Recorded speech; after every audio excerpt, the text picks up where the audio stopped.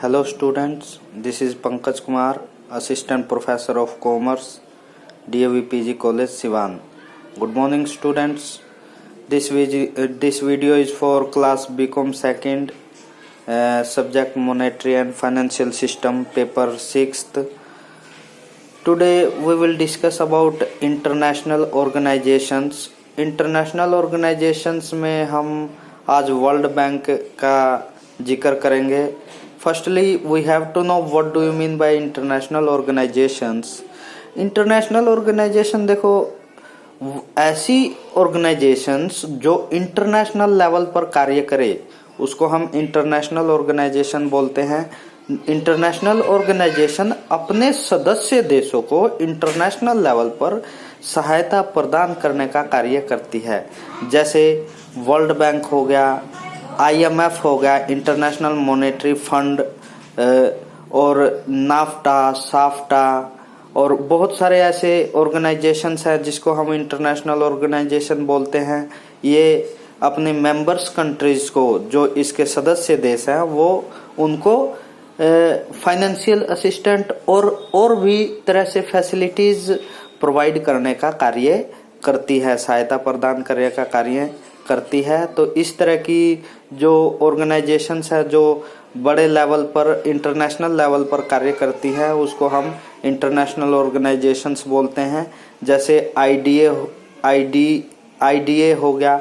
IDA means international development association.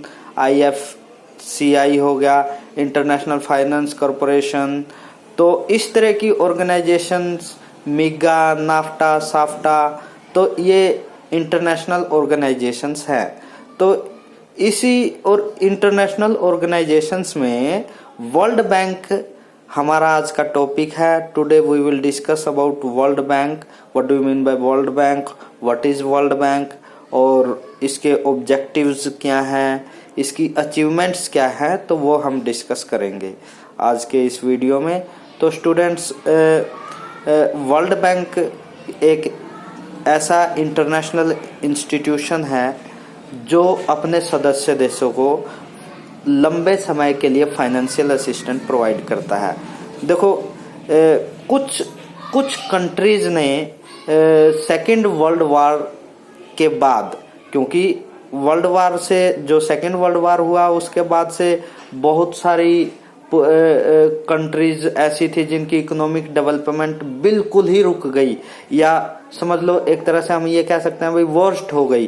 तो उसको देखते हुए कुछ कंट्रीज ने ये सलाह की कि फाइनेंशियल कॉन्फ्रेंस को बुलाई जाए. तो कुछ कंट्रीज ने मिलकर फाइनेंशियल कॉन्फ्रेंस ब्रिटेन वुड में, जो हाम्पशायर का एक शहर है ब्रिटेन वुड, उसमें 1 जुलाई 1944 से लेकर 22 जुलाई 1944 तक फाइनेंशियल कॉन्फ्रेंस बुलाई गई, जिसको हम ब्रिटेन वुड एग्रीमेंट भी बोलते हैं. Britain would agreement 1944.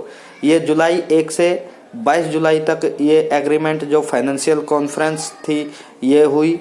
तो इसी के तहत 2 इंटरनेशनल ऑर्गेनाइजेशन की स्थापना की गई, जिसमें से पहला वर्ल्ड बैंक और दूसरा IMF था, इंटरनेशनल मॉनेटरी फंड.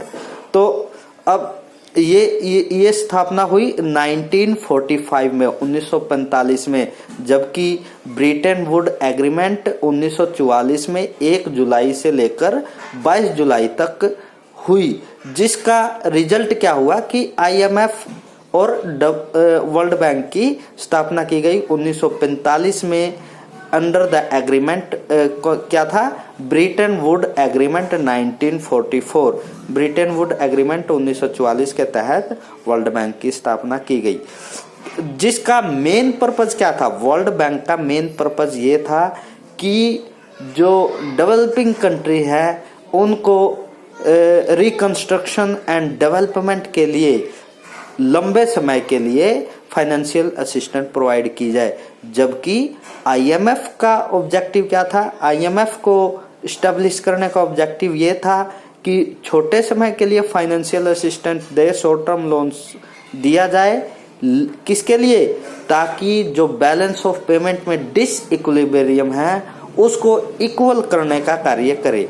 तो ये अलग अलग पर्पज से बनाई गई, लेकिन दोनों के दोनों क्या थे, इंटरनेशनल ऑर्गेनाइजेशन। तो इसी में हम वर्ल्ड बैंक कर रहे हैं।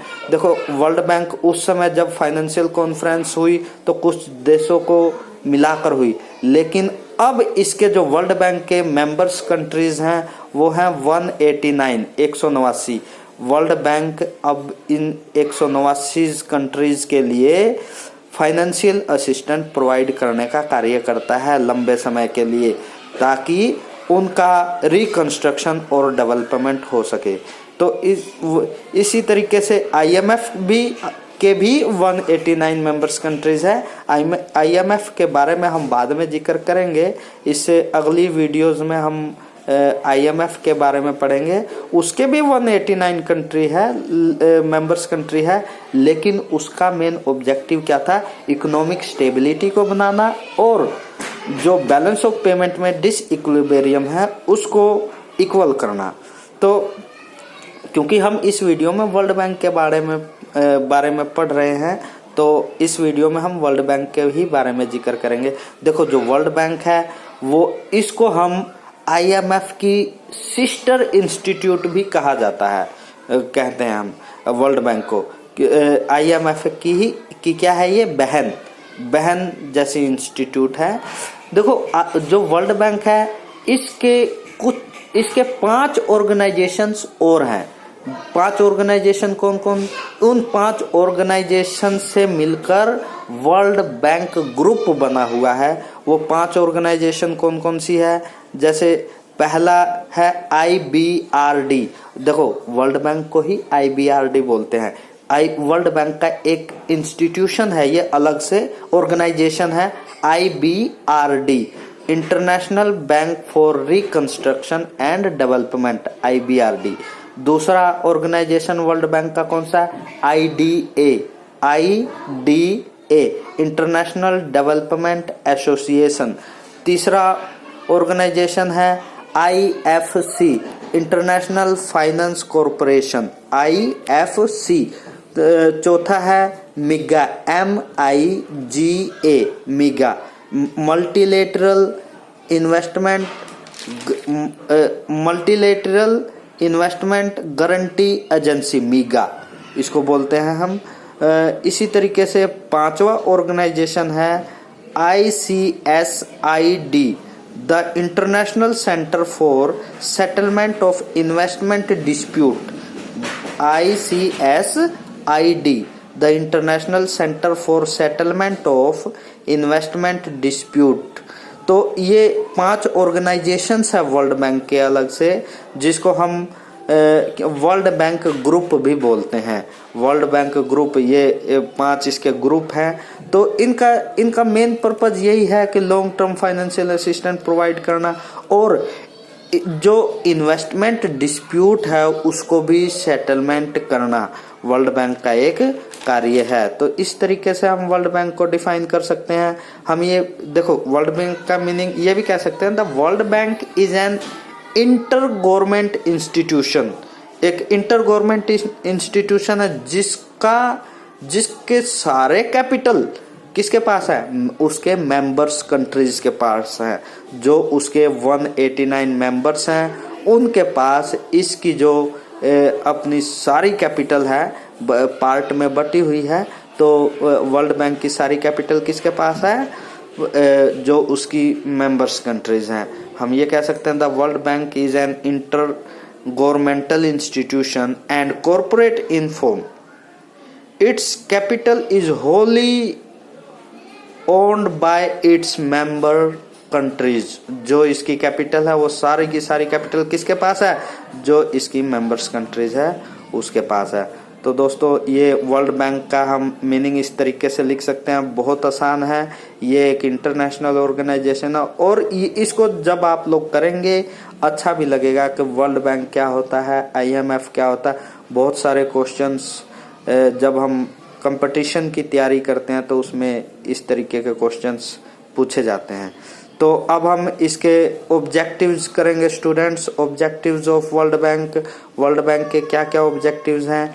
तो जैसे हमने मीनिंग में ही कर लिया कि फाइनेंशियल असिस्टेंट प्रोवाइड करता है, उसके बाद इन्वेस्टमेंट डिस्प्यूट्स को सेटल्ड करता है। तो इस तरह के ऑब्जेक्टिव्स को हम आसानी से, जब हमें मीनिंग आता हो किसी चीज़ का, तो आसानी से लिख सकते हैं। फिर भी हम 4-5 इसके ऑब्जेक्टिव्स देख लेते हैं कौन कौन से हैं। पहला हम लिखेंगे to assist in the reconstruction and development of territories of its members countries. वो अपने मेंबर्स कंट्रीज को क्या किस तरह की सहायता प्रदान करती है, उनके रिकंस्ट्रक्शन एंड डेवलपमेंट में। ये हमने मीनिंग में ही कर लिया था कि वर्ल्ड बैंक क्या करते हैं, और ये लॉन्ग टर्म के लिए करती है। जो डेवलपिंग कंट्रीज है उनके रिकंस्ट्रक्शन एंड डेवलपमेंट के लिए ये सहायता प्रदान करती है। सेकंड पॉइंट हम करेंगे to promote private foreign investment. देखो, ये जो फॉरेन इन्वेस्टमेंट हम करते हैं, फॉरेन इन्वेस्टमेंट डेवलपमेंट है, FDI जिसको हम बोलते हैं, उसको भी प्रमोट करने का ये कार्य करती है। कौन? World bank. तो इस तरह के भी कार्य करती है। थर्ड पॉइंट हम लिखेंगे to promote the long range balance growth international trade. ये क्या करती है? ये जो बैलेंस ग्रोथ को भी प्रमोट करती है, लंबे समय के लिए जो बैलेंस ग्रोथ है उसको भी प्रमोट करने का कार्य वर्ल्ड बैंक करती है। लंबे समय के लिए फाइनेंशियल असिस्टेंस प्रोवाइड करती है इंटरनेशनल ट्रेड के लिए, ताकि वो इसका जो एक्सपोर्ट इंपोर्ट है इसमें बैलेंस बना रहे। इस तरह की भी फैसिलिटी प्रोवाइड करती, प्रमोट करती है। फोर्थ हम लिखेंगे to arrange the international loans. International loans के लिए भी अरेंजमेंट करती है अपने मेंबर्स कंट्रीज को। ये किसी तरह की लोन की दिक्कत नहीं आने देती। टर्म लोन बहुत सारे फैसिलिटी प्रोवाइड करती है, जैसे term loans, new loan scheme, और जो ट्रेडिशनल लोन स्कीम, इस तरह की फैसिलिटीज वो अपने मेंबर्स कंट्रीज को प्रोवाइड करती रहती है वर्ल्ड बैंक। नेक्स्ट पॉइंट हम लिखेंगे to control volatility in the net income and overall loan changes. ये जो नेट इनकम में वेरिएबिलिटी आती है, इस तरह की वेरिएबिलिटी को भी एक्सक्लूड करने का काम, वेरिएबिलिटी किस में आएगी? नेट इनकम में जो वेरिएबिलिटी आती है इसको एक्सक्लूड करने का काम भी वर्ल्ड बैंक करती है। या जो लोन चेंजेस है उसको भी कंट्रोल करने का काम वर्ल्ड बैंक करती है। किसके लिए? अपने मेंबर्स कंट्रीज के लिए। तो नेक्स्ट पॉइंट हम लिखेंगे students to make sure availability of fund in the market. इस तरह की भी फैसिलिटी को ध्यान में रखती है कि क्या मार्केट में लोन अवेलेबल है या नहीं है। जो काम RBI करती है, ठीक उसी तरीके से काम वर्ल्ड बैंक भी करती है। ये देखती है कि क्या मार्केट में लोगों को पैसा आसानी से मिल रहा है कि नहीं, देश को पैसा आसानी से मिल रहा है कि नहीं, लोन वाला पैसा अवेलेबल है भी या नहीं। इस तरह की भी फैसिलिटी वर्ल्ड बैंक करती है। इस तरह की जो विजिबिलिटी है वो करती रहती है वर्ल्ड बैंक। नेक्स्ट पॉइंट हम लिखेंगे to provide the funds of at the lowest possible cost to the borrowers. ये क्या करती है? देखो, ये अपने बोरोवर्स को जितना कम हो सके उतने कम इंटरेस्ट पर लोन प्रोवाइड करने का कार्य करती है। जो कॉस्ट होती है, लोन की कॉस्ट क्या होगी, उसका इंटरेस्ट जो मेंबर कंट्री पे करेगी वर्ल्ड बैंक को, तो कम से कम कॉस्ट पर लोन प्रोवाइड करने का भी कार्य वर्ल्ड बैंक अपने मेंबर्स कंट्रीज को करती है। तो इस तरीके से हम ये भी कह सकते हैं भाई इन्वेस्टमेंट जो डिस्प्यूट्स है, नेक्स्ट पॉइंट हम ये लिख सकते हैं भाई जो इन्वेस्टमेंट डिस्प्यूट है उसको भी सेटलमेंट करने का कार्य करती है। हालांकि ये कार्य कौन करता है? ICSID। क्या हमने पढ़ा था अभी, हमने जो इसका 5th जो ऑर्गेनाइजेशन था, the international centre for settlement of investment dispute, ये कार्य क्या करता है? इन्वेस्टमेंट डिस्प्यूट जो होता है उसको सेटल करने का कार्य करता है। तो ये भी एक तरह से वर्ल्ड बैंक का एक ग्रुप है। तो हम ये कह सकते हैं भाई वर्ल्ड बैंक क्या कार्य करती है? जो इन्वेस्टमेंट डिस्प्यूट्स हैं, जो अभी हमने थर्ड जो ऑब्जेक्टिव पढ़ा, प्रमोट प्राइवेट फॉरेन इन्वेस्टमेंट, इसमें अगर कोई डिस्प्यूट हो जाता है तो उसको सेटल करने का भी कार्य वर्ल्ड बैंक करती है।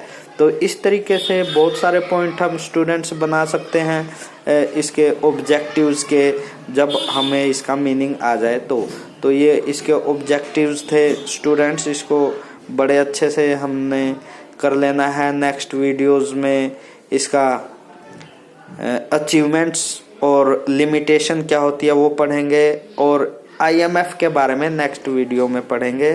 स्टूडेंट्स आज के लिए बस इतना ही। Thank you students, thank you.